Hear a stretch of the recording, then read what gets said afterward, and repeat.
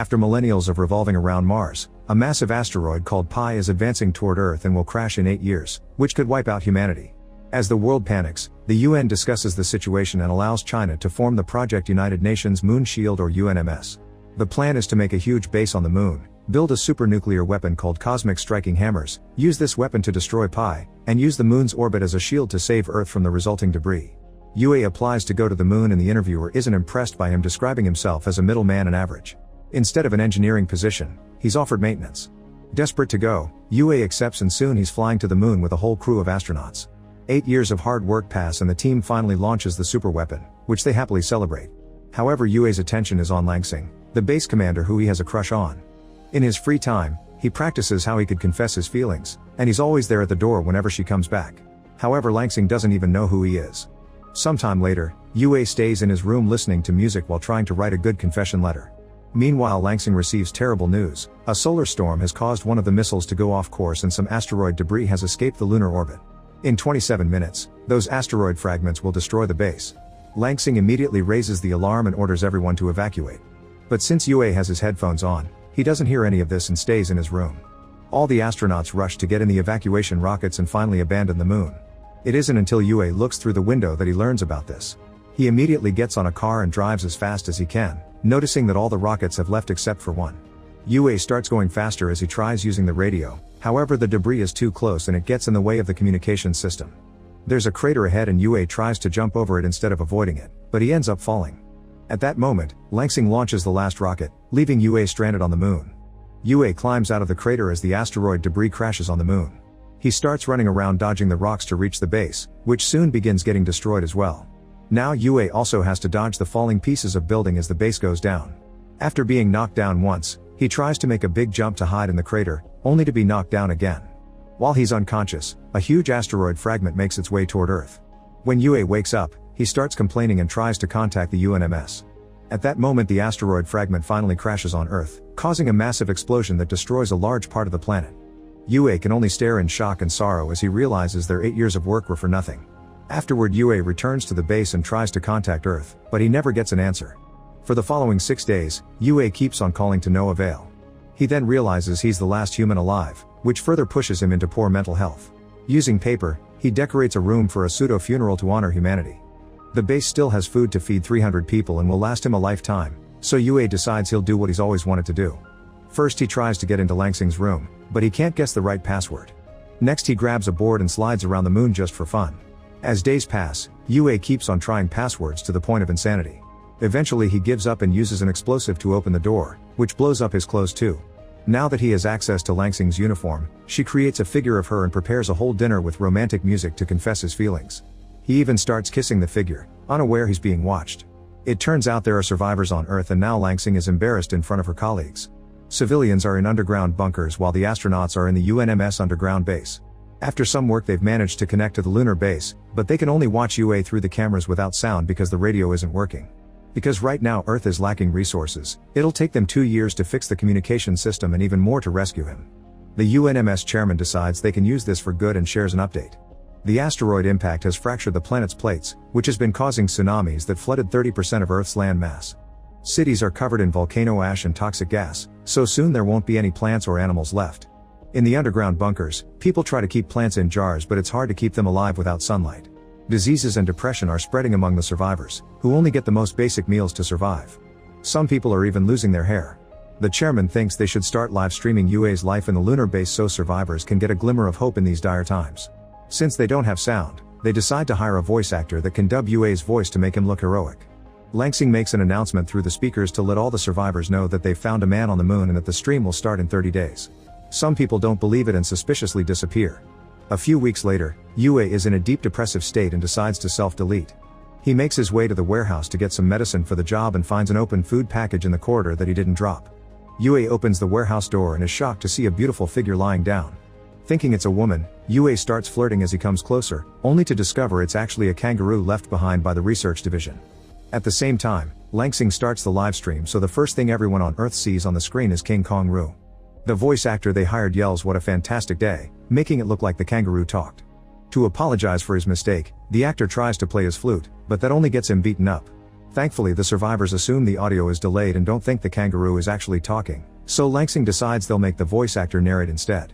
On the lunar base, Yue reads the research regarding Kong, learning he's aggressive and gluttonous, which is why he's been raiding the pantry. He grabs a shovel and goes back into the warehouse to get the medicine. When Kong appears behind him, Yue waves the shovel only for it to break. Then Kong grabs the handle and bends it before beating Yue up. Next, Yue dresses up as a female kangaroo and tries to keep Kong distracted, but when he's about to reach for the medicine, Kong brings him down and tries to do the naughty to him. This causes the mask to fall off and Yue gets kicked off the warehouse. Moments later, Kong starts advancing into other parts of the base.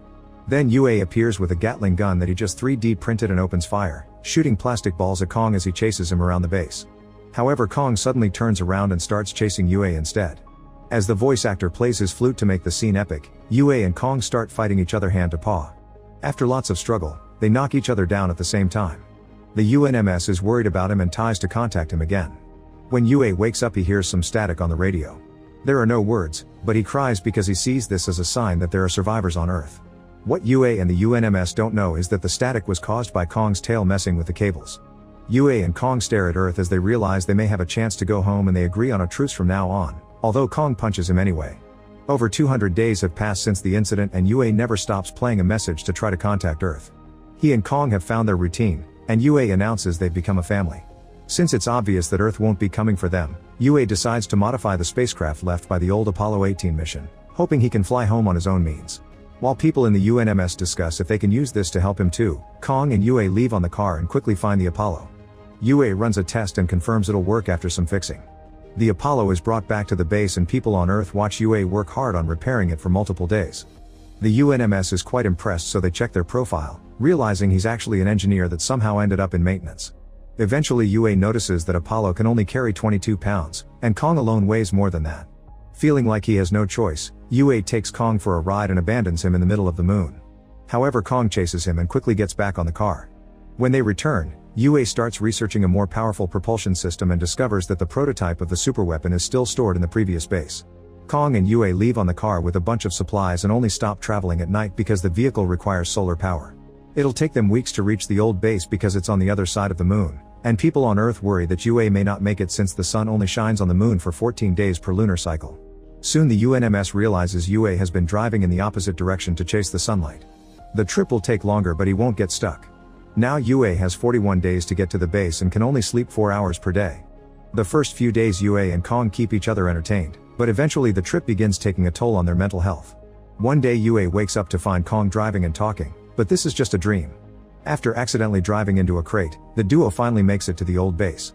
Soon Yue finds the warhead and carefully brings it down. Kong suddenly starts pressing a button repeatedly and Yue panics, but thankfully it's just the inspection program. While they're getting ready to go back, an angry Yue locks Kong up in the trunk to keep him away from trouble. Afterward, he starts driving to the base, playing music as a distraction. This stops him from hearing the trunk accidentally getting separated from the car. Hundreds of miles later, Yue finally notices the missing trunk, but going back for Kong would mean missing the sunlight. At first Yue drives away, but eventually the guilt is too much and he goes back to save Kong. As everyone on Earth celebrate this decision, a happy Kong licks Yue to thank him. In the UNMS, Langsing orders the entire team to find a way to contact an old lunar dog that was left behind by another mission, which hopefully could help Yue. At the same time, Yue and Kong keep on driving without stopping to sleep, otherwise they'll miss sunlight. After staying awake for over 50 hours, they notice that the sunlight is leaving them behind, but they don't give up and speed up. The temperature starts dropping and Yue has to turn on the heat not to freeze to death, which consumes the car's battery even faster. With only 35 miles left to the base, the battery finally dies and the car stops. Yue gives up and comes out to wait for the end. In the UNMS, the team finally gets the dog to start moving, but it's still too far away. They try making it jump over a crater as a shortcut, only for the dog to fall and break. Back to Yue, he keeps thinking about Langsing while staring at her picture on a mirror. Kong starts chasing the reflected light like a cat, giving Yue an idea. He rips off the car's door and uses his tools to transform it into a sled, which he attaches to Kong. Then Yue flashes the light ahead of them and Kong starts chasing it, moving the sled through the moon's surface. Eventually they find a big chasm and Yue makes Kong jump across it while activating some gas tanks that give them the necessary propulsion to make it to the other side. Everyone on Earth celebrates with hope and excitement, and there's an award ready for Yue for when he comes back. Humans gain more hope and work hard on fixing structures while signs of Yue and Kong decorate the bunkers. Thanks to this hard work, the UNMS only needs 3 months to regain communications with the lunar base. 516 days have passed since the incident and Yue is still working on connecting everything, which is harder than he thought because Apollo has outdated technology. One afternoon, Yue gets excited because he finally hears static on the radio again. However, when he turns to Kong, he finally notices him messing with the cables. Yue tests them with his own hand to be sure, and his mind finally breaks as he realizes all his work and suffering has been in vain because he's the only human left. He yells at Kong for a while before the depression takes over his mood again. On Earth, the UNMS still needs a month to finish fixing the comms. Refusing to give up, Langsing uses the speaker system to talk to all the people in the bunkers. He admits Yue isn't a hero, he's an average man they left behind by mistake. But he's been working hard to be a hero for a whole year, so he deserves people to support him in return. Langsing asks the survivors to turn on their flashlights and shine them towards the moon to tell Yue he isn't alone. At that moment Yue opens his helmet, and he's starting to lose oxygen. However, humanity comes together with flashlights and even lighthouses, lighting up the Earth to prove they're alive. A shocked Yue falls to his knees in tears. Finally, by day 613, the UNMS fixes communications and Yue gets to see a human face again. After the initial celebration, Yue spends his days talking to the team, who has found the Apollo blueprints and guides him on how to connect the old technology with the new. Now Yue gets to see Langsing every day, and he thinks they're becoming friends. One night after they're finally done with the repairs, Yue tells Langsing that he initially turned down the maintenance position and left the interview. On his way out, he saw Langsing and her smile made him change his mind. Moved by this confession, Langsing makes one of her own. When she was evacuating, she did see Yue on the crater, but she left anyway because rescuing him would have killed them all. She also admits she'd do it again. Meanwhile, something in space is approaching Earth. The next day, Yue and Nog finally board the Apollo and get to leave the moon. There's some turbulence at first, but soon they make it to orbit and everyone on Earth celebrates. In just a few hours, the Apollo safely reaches the lunar station and Yue and Kong go looking for the escape pods. Unfortunately, on Earth, they receive terrible news. Another large piece of the asteroid that has been floating around the moon has been pushed out of orbit by the rest of the debris and is now coming towards Earth. They've named it Pi Plus and it will destroy what's left of humanity. The team realizes that the only one who can save them is Yue, who would have to pilot the warhead toward the asteroid with high chances of dying in the process. Volunteering to do the talking, Langsing contacts Yue while live streaming the conversation. However, Yue already heard everything because they left a mic on and he's ready to do it because he wants to protect Langsing and humanity. While survivors are told to hide in the bunkers, Yue cries as he shares an emotional goodbye with Kong before sending him back to Earth on an escape pod. Afterward, Yue takes off in Apollo and discovers there's a field of meteorites on the way. Yue concentrates on piloting to dodge them as the Apollo gains speed, but unfortunately the ship gets hit anyway and begins spinning out of control with a broken thruster. Yue doesn't know what to do, but luckily Langsing has a plan. He must open the door so the depressurization can compensate for the rotation momentum. Sadly, the door is jammed, so Yue starts kicking the hatch until it opens. This effectively makes the Apollo stop. At that moment Yue sees the ship's engine floating away, meaning the Apollo doesn't have power. He has no choice but to move the warhead manually, but before leaving, Yue tells Langsing he doesn't blame her for leaving him behind and asks her to livestream his last moment. Then Yue leaves the ship and gets the warhead ready while offering a heartfelt speech as his goodbye to humanity. Everyone on Earth cries as Yue uses his jetpack to guide the warhead toward the asteroid. While Kong's pod lands in the ocean, Yue sings during his last minutes. The pressure of the asteroid destroys his suit, yet Yue doesn't give up, and once he's close enough, he asks a crying Langsing to activate the explosive. A huge explosion destroys the asteroid and all the survivors come out of their bunkers to watch the meteorite shower that symbolizes they're safe but also that Yue is dead. Over 10 years pass and humanity has been working hard on rebuilding Earth to make it beautiful again. There's still much more to do, but at least now they can be outside in the fresh air. The chairman has retired, and Kong has a statue in his honor. He also lives with other kangaroos in a reserve. Meanwhile, Langsing flies with a new group of astronauts to the moon to clean up the old base. There she imagines that Yue is by her side watching the remains of Pi Plus forming a planetary ring around Earth. Make sure to subscribe and turn on notifications so you can watch more videos like this. Thanks for watching.